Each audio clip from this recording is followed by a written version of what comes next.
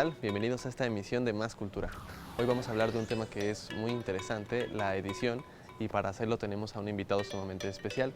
Su nombre es Edgar García Valencia y él está a cargo de la editorial de la Universidad Veracruzana, así que vamos a platicar sobre cuál es el quehacer de una editorial universitaria, sobre cómo está cambiando los hábitos de lectura en comparación con los formatos que se nos presentan y bueno, sobre varias otras cosas. Así que estén con nosotros aquí en Más Cultura.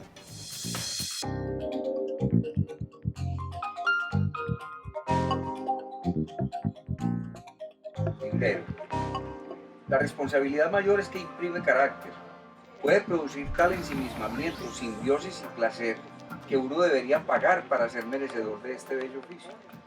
Alrededor de un libro, por más estulticia que contenga, hay un jirón de magia, una iluminación en bruto, sin juzgar si es bueno o malo, una obsesión, una sonrisa, un exorcismo, si se quiere una ociosidad.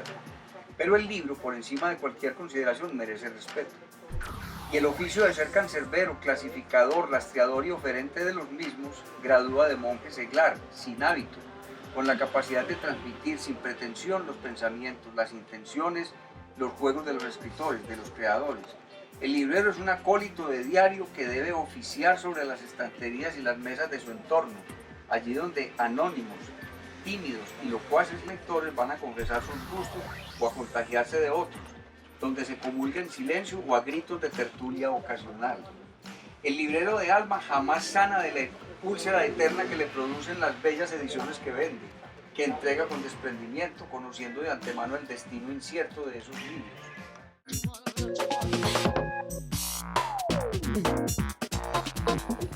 En nuestro país, el mercado de la literatura es un mercado bastante difícil y aún así las editoriales universitarias dominan alrededor del 20% de las publicaciones que hay. Esto no es poca cosa si consideramos que compiten contra Penguin Random House, contra Era, contra Amazon, y también está la venta de libros de segunda, que también representa un porcentaje bastante importante. Entonces las universidades lo que han encontrado es que su misión es producir fuentes. Ellos son los que pueden apostar por textos por los que quizá no todo el mundo lo hubiera hecho en un momento, y bueno, en la UV han tenido grandes aciertos, como las primeras ediciones de varios escritores, varios volúmenes de quienes no eran quizá tan famosos todavía, como Elena Garro. Una gran parte de la colección de Sergio Pitol está en la Universidad Veracruzana, y bueno, ellos son los que pueden darse el lujo, pero también la apuesta de ser quienes descubren el talento de nuestro país.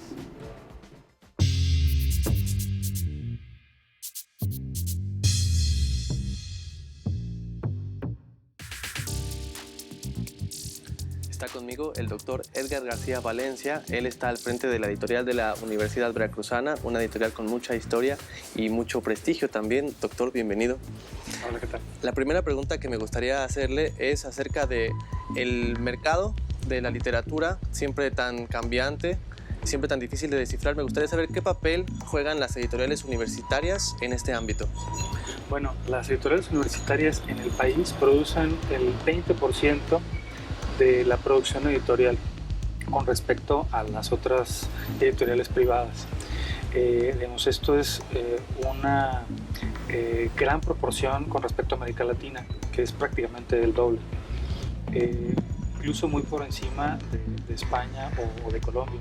Entonces, en México las editoriales universitarias han jugado un papel muy importante desde hace décadas, y no me refiero, me refiero en parte a la Universidad Veracruzana, que está por cumplir 60 años como editorial, pero tenemos, digamos, la larga historia de la UNAM desde el 34, y otras editoriales universitarias como la de Nuevo León, que tienen revistas que son también, o sea, que ya podemos contar por lo menos más de 5 décadas de historia. Entonces, la edición universitaria en el país ha significado una apuesta primero por la bibliodiversidad, en editar temas que a lo mejor en las editoriales comerciales no van a encontrar un nicho, ahora sí, en términos mercadotécnicos, un nicho de mercado. ¿Por qué? Porque a lo mejor no van a representar esas grandes ganancias que espera una editorial privada, pero sí representa un capital cultural muy importante que tiene que ser difundido o rescatado. Entonces, es por eso que el papel que desempeñan estas editoriales es fundamental para no quedarnos solamente con una literatura de mesa de novedades, sino para ampliar la discusión en el país. Entonces podríamos decir que, a diferencia de una editorial comercial que se va al extremo de es importante que venda, y para una editorial universitaria es importante que exista y que esté disponible para la consulta. Sí, porque a lo mejor hay textos de rescate, hay una colección rescate aquí en la Universidad Veracruzana, que son textos que apuestan a cierto tipo de lecturas que a lo mejor no van a encontrar grandes mercados. O sea, digamos, grandes mercados en términos de producir, no sé, 4.000, 5.000 ejemplares, y pensar en esto, una distribución en tiendas de servicio, sino algunos libros que van exclusivamente para las bibliotecas, para crear también ese acervo histórico tanto en bibliotecas como ahora en archivos digitales. La creación de los repositorios digitales, esto ha abierto también una puerta para la reedición de ciertas obras en los formatos electrónicos, y que en las editoriales universitarias la edición electrónica es una herramienta indispensable ya ahora para la difusión del conocimiento, porque esos quizá pocos lectores, pero que a partir de ahí va a generar creación o va a generar nuevo conocimiento, esos lectores posiblemente no estén en nuestro entorno inmediato donde podemos llegar con nuestra distribución en librerías, sino seguramente más allá de las fronteras de Veracruz y de las fronteras del país.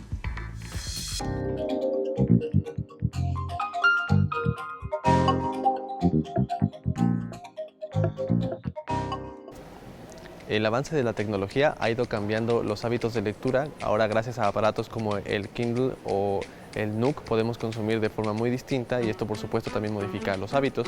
Es por eso que Edgar García Valencia, en su labor al frente de la editorial de la universidad, busca que esta tenga una aproximación bastante diferente, es decir, mucha más disponibilidad en textos electrónicos, y es por eso que ustedes pueden consultar, por ejemplo, el catálogo de la Biblioteca Digital de Humanidades, donde hay trabajos que nacieron ya en este formato, es decir, no son PDFs, fotografías de páginas de libros, sino son libros que fueron diseñados para ser leídos en un aparato como un Kindle o como un Nook o incluso en la computadora. Está ese catálogo de la Biblioteca Digital de Humanidades, pero también la universidad tiene en puerta varias colecciones que saldrán exclusivas para el formato electrónico.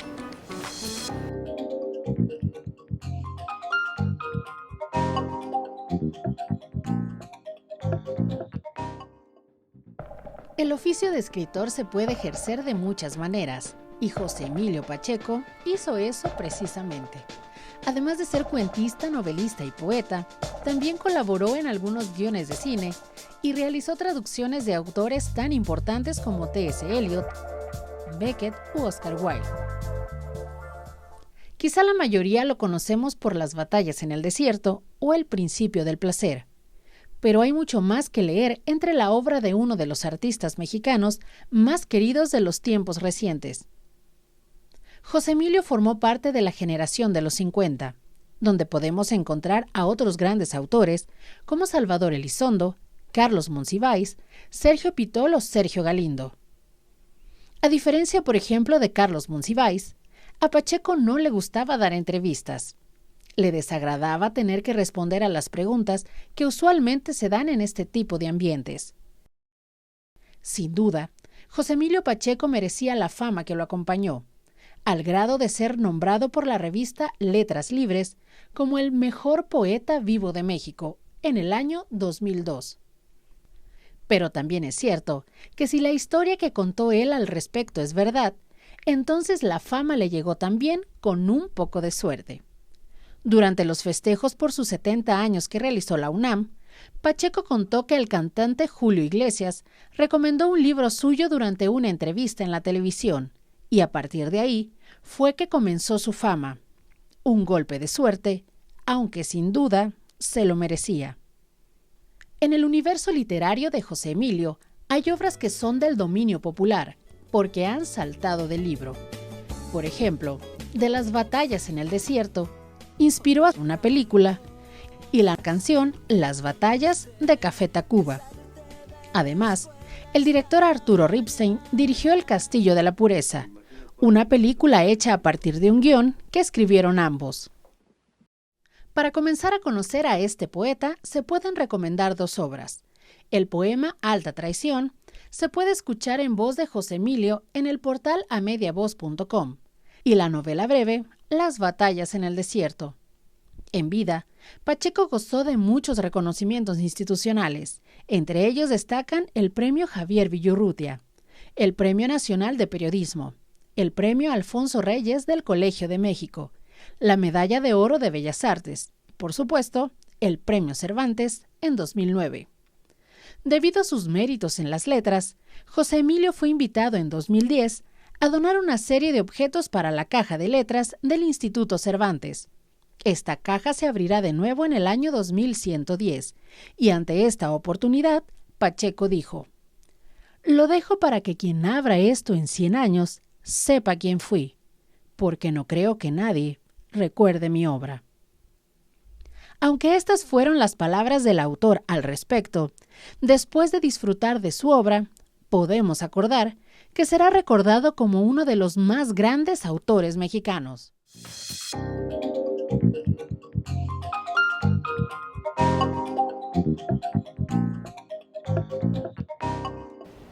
Estar al frente de una editorial es un trabajo sumamente complicado, ya que hay que dominar varias áreas del conocimiento. Para empezar, hay que tener un control absoluto del idioma, es decir, una parte de la editorial lo que tiene que hacer frente al texto es, por supuesto, hacerle el tallereo, las correcciones que se ameriten, saber de maquetear, pero sobre todo hay que ser mercadólogo, abogado, un poco de traductor, y es por eso que es sorprendente que Edgar Valencia, con todo y este proyecto que tiene en la editorial de la Universidad Veracruzana, también esté al frente de Red al Texto. Este es un conglomerado de universidades públicas que se han juntado para dar a conocer, más allá de México, pero también por supuesto en nuestro país, en mercados donde usualmente no habría, su catálogo de publicaciones. Así es que han logrado estar en varios lugares de Europa y también en varias ferias del libro que en nuestro país no hubieran estado si no fuera por la Red al Texto que preside Edgar García Valencia.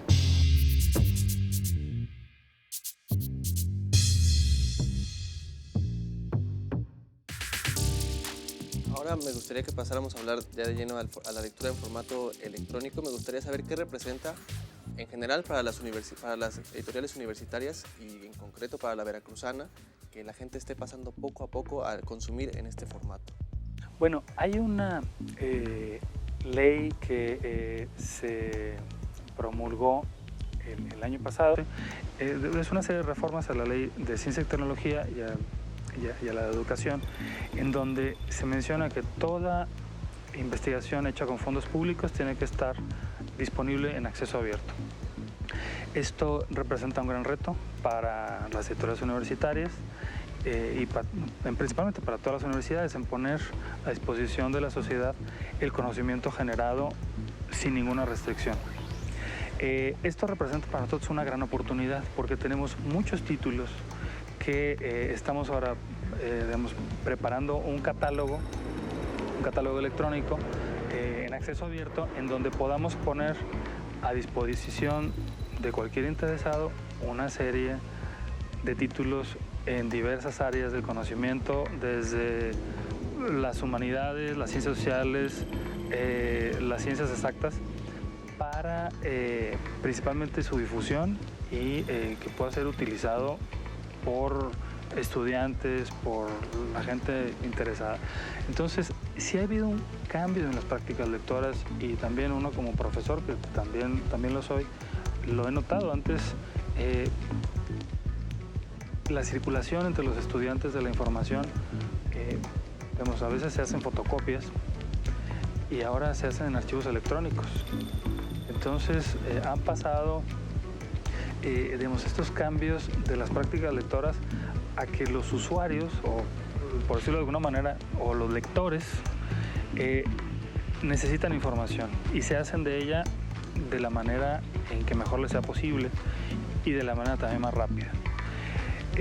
Y en esto el libro electrónico ha jugado un papel, yo creo que fundamental para la difusión. Ahora no se dejan las fotocopias encargadas en una esquina, sino que se suben un archivo electrónico en un blog. Claro, aquí los editores, y no me refiero solamente a los universitarios, sino a los editores en general, vamos muy a la saga de los lectores, de cubrir estas necesidades que tienen. Y el libro electrónico es por eso que es no está en la discusión, o sea, es una herramienta que tenemos que saber utilizar para aprovechar con ello también la difusión del libro impreso, que no va a desaparecer. Por ahí quiero que vaya mi siguiente pregunta. El aparato, el dispositivo, el que sea, de la marca que sea, ¿es un sustituto del libro o un complemento o son dos cosas que corren caminos paralelos para usted como conocedor en el tema? ¿Qué representa? Incluso cada aparato de estos de los lectores electrónicos cumple cierto perfil. Como también ahora cada tienda, o sea, Amazon está, digamos, enfocada para cierto tipo de lectores, Google Play para otros, incluso que va con los dispositivos. El Kindle es un lector electrónico que está diseñado para los libros de Amazon. O sea, de hecho Amazon lo diseñó para la lectura de sus libros electrónicos. Entonces sí tenemos una variedad de formatos, una variedad también de dispositivos. La misma computadora que puede, digamos, por sí misma es un lector de libros electrónicos que nos amplía el abanico para la difusión y por supuesto también para la comercialización de los textos. ¿Qué es lo interesante? Saber cuáles son nuestros lectores, y aquí el libro electrónico nos puede ayudar también a esa difusión, porque no es lo mismo publicar un catálogo impreso que circule de mano en mano que un catálogo electrónico que tenga metadatos incluidos, y esto es lo que el libro electrónico aporta para la visibilidad. Vemos que los metadatos son una serie de palabras clave, de listas que lo hacen visible en los buscadores. Por ejemplo, si uno teclea en Google siglo XIX, pues que tenga la oportunidad que esa palabra clave sea ligada a una novela, por ejemplo, del siglo XIX que nosotros hemos editado, y que aparezca ahí como parte de ese buscador. Entonces, eso es posible con el libro electrónico, que tiene una carga de metadatos que facilita la visibilidad, a diferencia del libro en papel, que uno tiene que leer la cuarta de forros o tener un muy buen vendedor o un buen librero que te diga, llévate este libro porque te conviene por estos temas. Entonces, el libro electrónico para mí es una herramienta fundamental para la difusión también del libro en papel. Tengo entendido que la UV ya dio, bueno, ahorita hablamos acerca de los pasos que ha tomado. Sé que existe el catálogo virtual de la Biblioteca Digital de Humanidades. ¿Hay cosas en puerta aparte de esto? Tenemos el catálogo histórico que contenga en una primera etapa por lo menos 200 títulos electrónicos. La mayoría de esos, yo creo que por el 80% van a ser en acceso abierto. ¿Esto por qué? Porque nos interesa que se difunda, que se dé a conocer también ese catálogo, y también para que sea una ventana para nuestros investigadores y para otros autores también que han publicado en la editorial. Entonces, va a ser una página también que va a tener la venta de libros electrónicos en formato EPUB y la difusión en PDF de libros de nuestro catálogo. Edgar Valencia, muchísimas gracias por su tiempo. Quédense con nosotros aquí en Más Cultura.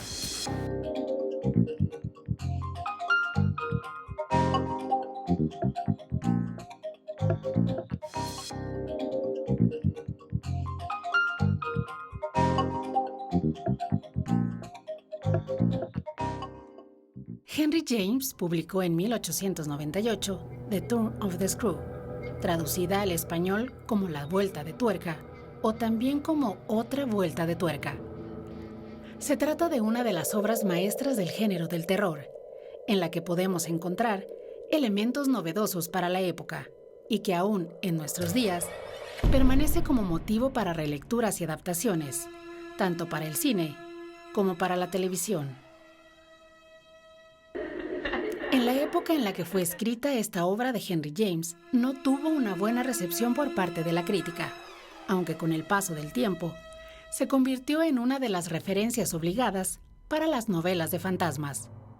Al empezar el libro se nos invita a ser testigos de la lectura de una historia que será contada en vísperas de Navidad, y que desde antes de que inicie el relato, la pequeña audiencia espera con cierta impaciencia.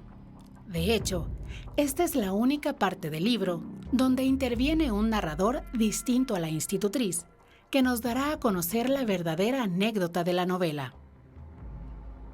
A partir de ahí, comienza el relato del personaje principal, la institutriz.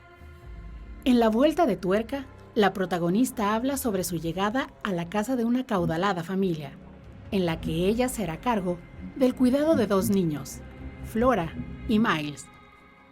Esta tarea en un principio la llena de entusiasmo.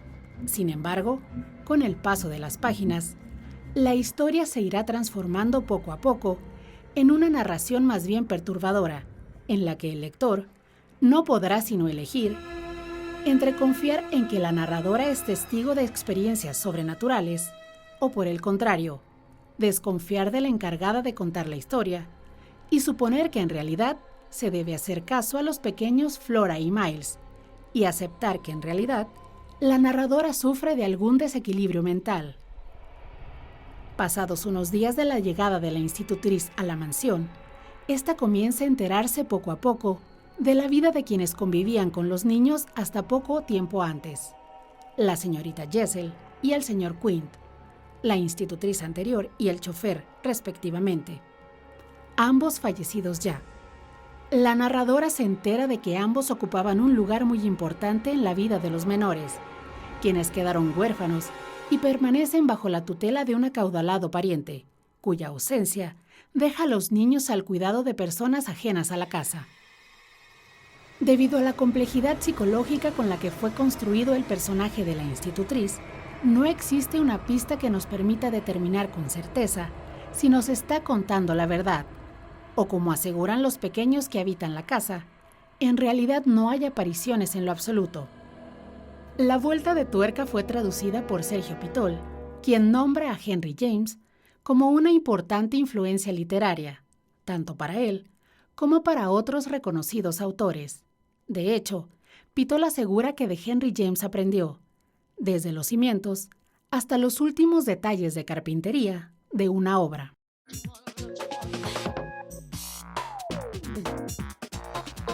Ya llegamos al final de este programa. Si ustedes quieren mantenerse al tanto de la labor de Edgar García Valencia, pueden seguir en las redes sociales, por lo menos a la red Al Texto. Y para saber qué es lo que está ocurriendo en la editorial, pueden checar el catálogo de publicaciones que está en la página de la Universidad Veracruzana. Y por supuesto siempre vale la pena darse una vuelta en las instalaciones en el centro de la ciudad de Jalapa, ya que tienen tanto de la Universidad Veracruzana como de varias otras universidades y rescatan muchas publicaciones que vale la pena consultar y tener. Esto fue Más Cultura, nosotros nos vemos la próxima.